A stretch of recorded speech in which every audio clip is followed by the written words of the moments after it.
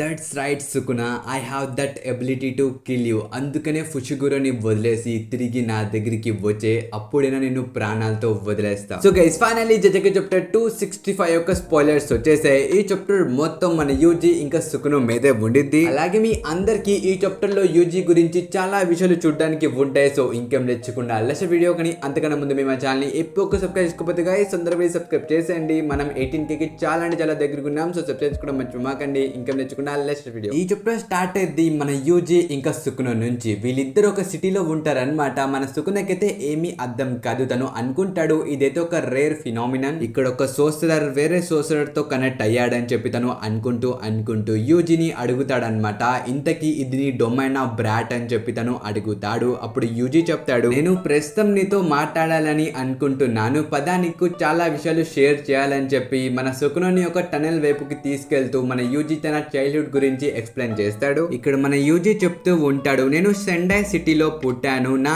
Age 6-7 ఉన్నప్పుడు నేను ఇక్కడే ఉండేవాడిని. కానీ మా గ్రాండ్ పా యొక్క వర్క్ వల్ల మళ్ళీ మేము తిరిగి సెండైకి వెళ్ళిపోయాం. కానీ ఆఫ్టర్ 10 years మళ్ళీ నేను ఈ సిటీకి వచ్చాను. ఎందుకంటే మా గ్రాండ్ పా యొక్క ఫ్రెండ్ చనిపోయారు అనమాట. తన ఫ్యూనరల్ కి నేను గ్రాండ్ పా మళ్ళీ కలిసి ఈ సిటీకి వచ్చాం. కానీ ఇక్కడికి వచ్చినప్పటి నుంచి నా మైండ్ లో ఒకే ప్రశ్న ఉంది. అదేంటంటే ఒకవేళ మా గ్రాండ్ పా తన ఫ్రెండ్ కన్నా ముందు చనిపోయి ఉంటే మా గ్రాండ్ పా యొక్క ఫ్యూనరల్ కి తన ఫ్రెండ్ వచ్చేవాడా లేదా? అసలు దీని యొక్క ఆన్సర్ ఏమై ఉండిద్దా అని చెప్పి నేను చాలా రోజులు ఆలోచించాను అని చెప్పి మన సుకునకి చెప్తాడు. ఈ స్టోరీ వినిన తర్వాత మన సుకునకి చాలా బోరింగ్ గా ఉండిద్ది. అందుకనే మన యూజీ ఈసారి సుకునని ఒక పార్క్ కి తీసుకెళ్తాడు అనమాట. ఇంకా మన యూజీ చెప్తాడు, నేను చిన్నపిల్లడుగా ఉన్నప్పుడు ఇక్కడికి వచ్చి చాలా సార్లు ఆడుకున్నా. ఇప్పుడు అంతగా ఎక్విప్మెంట్స్ లేవు గానీ నా చైల్డ్హుడ్ లో ఇక్కడ చాలా ఎక్విప్మెంట్స్ ఉండేవి. ఒకసారి అందులో నా కాళ్ళు కూడా ఇరుక్కుంది. అప్పుడు నేను నిజంగానే చనిపోతానేమో అని చెప్పి భయపడ్డానని చెప్పి తను సుకునకి చెప్తూ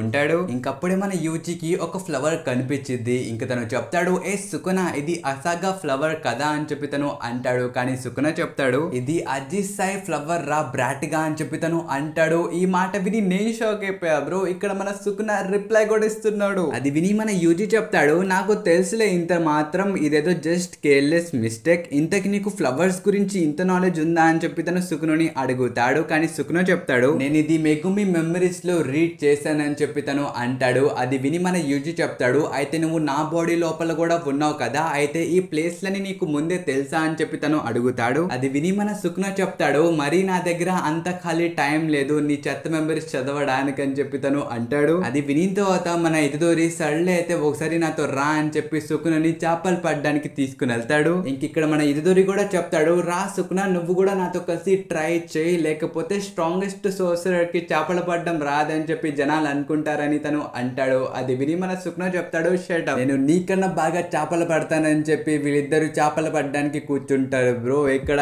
ఏం జరుగుతుందో నాకైతే అర్థం కావట్లేదు. నేను ఇక్కడ ఫైట్ చూడడానికి వచ్చా, కానీ ఇక్కడ ఫైట్ తప్ప అన్ని జరుగుతుంది బ్రో. మన గోజో కూడా పైనుంచి అనుకుంటూ ఉంటాడు, అరే బాబు ఇక్కడ ఏం జరుగుతుందని. ఇంకా దీని తర్వాత మన సుకున ఇంకా యూజీ ఇద్దరు చేపలు పట్టుకుంటారు. ఇప్పుడు ఎవరి చేప పెద్దదని చెప్పి దాని మీద వీళ్ళు కొట్టుకుంటారు. ఇక్కడ సుకున చెప్తాడు, నీది చాలా చిన్నగుందని చెప్పి తను అంటాడు. కానీ యూజీ చెప్తాడు, నీది అమెరికన్ క్రాఫ్ ఫిష్, నాది జపనీస్ క్రాఫ్ ఫిష్, సో నాది చాలా రేర్ అని చెప్పి తను అంటాడు. ఇంకా దీని తర్వాత మనకు ఒక షాప్ దగ్గరికి తీసుకెళ్తారు అనమాట. ఇక్కడ యూజీ చెప్తాడు, ఈ స్టోర్ ని నా చిన్నప్పుడు తెరిచారు. ఈ ఒక్క స్టోర్ వల్ల ఇక్కడ ఉన్న మిగతా షాపులకి చాలా నష్టం జరిగింది, వాళ్ళ బిజినెస్ పడిపోయింది. అందువల్ల ఇక్కడ అన్ని షాపులు లేవు, లేకపోతే ఇక్కడ ఒక పెద్ద షాపింగ్ డిస్ట్రిక్టే ఉండేదని చెప్పి తను అంటాడు. ఇంకా దీని తర్వాత మన యూజీ సుకునని తీసుకుని ఒక ల్యాండ్ కి వెళ్తాడు. ఇక్కడ చూసుకుంటే అది చాలా పెద్ద ల్యాండ్ అన్నమాట, చుట్టూ గ్రాసే ఉండిద్ది. ఇంకా మన యూజీ చెప్తాడు, నేను ఇక్కడికి లోకస్ ని పట్టుకోవడానికి వచ్చేవాడిని, ఇదైతే ఒక రైస్ ఫీల్డ్, నేను ప్రతిసారి వాటిని పట్టుకోవడానికి వచ్చేవాడిని, కానీ ఏమైందో తెలియదు కానీ ఇప్పుడు అవి కనిపించట్లేదు.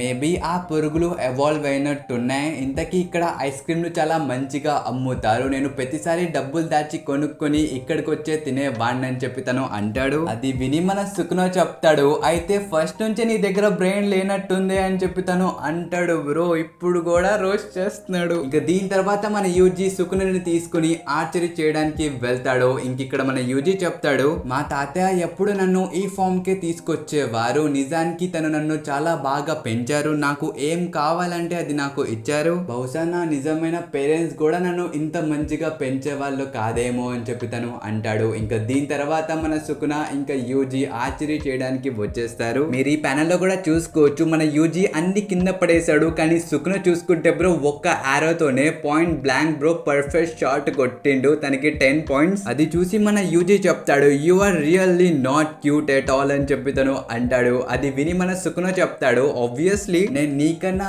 ఎక్కువ ఎక్స్పీరియన్స్ క్యాండిడేట్ దీంట్లో అని చెప్పి తను అంటాడు. ఇది విని మన యూజీ కూడా ఒప్పుకుంటాడు. తను చెప్తాడు ఎస్ ఇట్స్ మేక్ సెన్స్ అని చెప్పి తను అంటాడు. ఎందుకంటే మన యూజీకి కూడా తెలిసిందే మన సుకును హైన్ ఎరా నుంచి బిలాంగ్ చేస్తాడు. ఆ ఎరాలో ఇలాంటి ఆర్చరీ కామన్ కాబట్టి ఆబ్వియస్లీ తనకి ఎక్కువ ఎక్స్పీరియన్స్ ఉండిద్ది మన యూజీ కన్నా. ఇంకా దీని తర్వాత సడన్ గా అక్కడ స్నో పడడం కూడా స్టార్ట్ అయిపోయింది. మీరు ఈ ప్యానెల్ లో చూసుకోవచ్చు, మన యూజీ చిన్నప్పుడు పిక్ కూడా ఉంది, తను వేడి పాలు తాగుతున్నాడు. ఇంకప్పుడే బయట నుంచి కొన్ని బెల్స్ యొక్క శబ్దాలు వస్తాయి. తను శాంటా క్లాస్ వచ్చారేమో అని చెప్పి పరిగెత్తుకుని వెళ్ళి బయటికి చూస్తాడు, కానీ అక్కడ శాంటా క్లాస్ అయితే ఉండరు. అక్కడైతే ఒక చైన్ మోగుతూ ఉండిద్ది అంతే. ఇది మొత్తం వినిన తర్వాత మన సుకునుకి చాలా ఇరిటేషన్ వచ్చింది. ఇంకా తను చెప్తాడు అసలు ఎన్నిసార్లు తిప్పుతున్నావు ఈ స్టోరీని, నువ్వు తొందరగా పాయింట్ కి రా, అసలు ఏం చెప్పాలనుకుంటున్నావు అని చెప్పి తను అంటాడు. అప్పుడు యూజీ చెప్తాడు అయినా మొత్తం అయిపోయింది, నేను ఏదైతే చూపించాలనుకున్నానో అది మొత్తం నీకు చూపించేశానని చెప్పి తను అంటాడు. దానికి సుకున రిప్లై ఇస్తాడు నువ్వు చూపించింది మొత్తం చాలా మెస్సీగా ఇంకా చాలా డిస్గస్టింగ్ గా ఉందని చెప్పి తను అంటాడు. ఇది వినిన తర్వాత మన యూజీ చెప్తాడు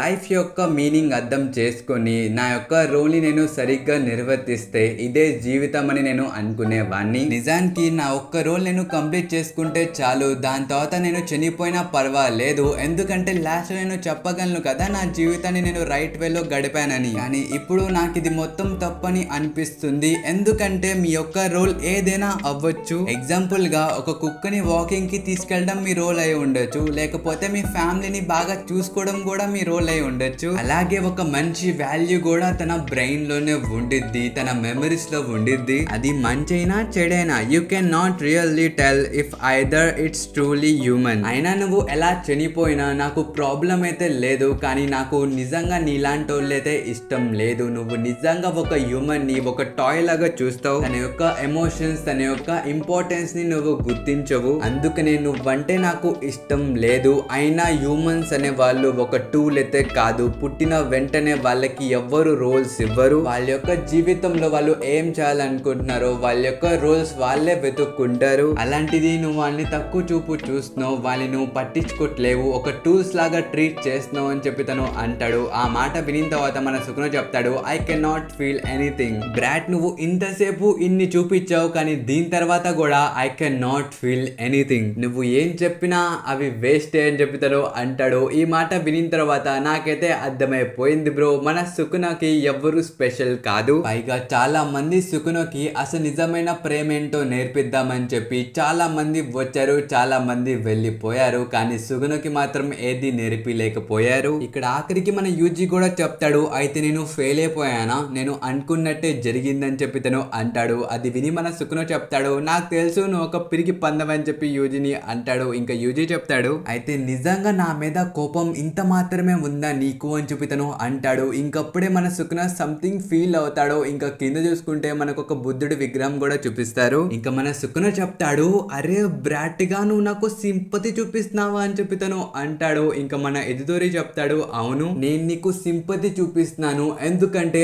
I have that ability to kill you. అందుకనే ఫుషిగోరు నుంచి బయటకు వచ్చేసి తిరిగి నా బాడీలోకి వచ్చే అప్పుడేనా నీ ప్రాణాలని వదిలేస్తానని చెప్పి తను అంటాడు. బ్రో ఇక్కడ ఫైనల్లీ మన ఎదుదోరి మన మెయిన్ క్యారెక్టర్ వైబ్స్ ఇస్తున్నాడు, కానీ అది విని మన సుకున చాలా రేజ్ కి వెళ్ళిపోతాడు. బ్రో తను చెప్తాడు అరే బ్రాట్ నువ్వు నన్ను మిస్అండర్స్టాండింగ్ చేసుకున్నావు, ఇప్పుడు నీకు ఎవరైతే బయట ఇంపార్టెంట్ పర్సన్స్ ఉన్నారో వాళ్ళందరినీ నీ కళ్ళ ముందే చంపేస్తా, ఇది మొత్తం జస్ట్ నువ్వు చూడగలవు అంతే, ఏమీ చేయలేవని చెప్పి తను అంటాడు. ఇంకంతటితో ఈ చాప్టర్ అయితే అయిపోయింది. అసలు నేను చాలా ఈగర్లీ వెయిట్ చేస్తున్నాం బ్రో మన ఇద్దరి యొక్క కొత్త పవర్ ఏంటో తెలుసుకోవడానికి, కానీ నెక్స్ట్ వీక్ మనం తెలుసుకోలేము, ఎందుకంటే నెక్స్ట్ వీక్ బ్రేక్ అన్నమాట, జపాన్ లో ఒక హాలిడే, అందుకనే next week break, next week manga అయితే రావట్లేదు. ఇంతకీ ఈ వీడియో ఎలా అనిపించిందో కామెంట్స్ లో చెప్పడం మర్చిపోమాకండి గైస్. ఈ వీడియో అయితే ఇంతవరకు మనం కద్దాం నెక్స్ట్ వీడియోలో. Until then bye by.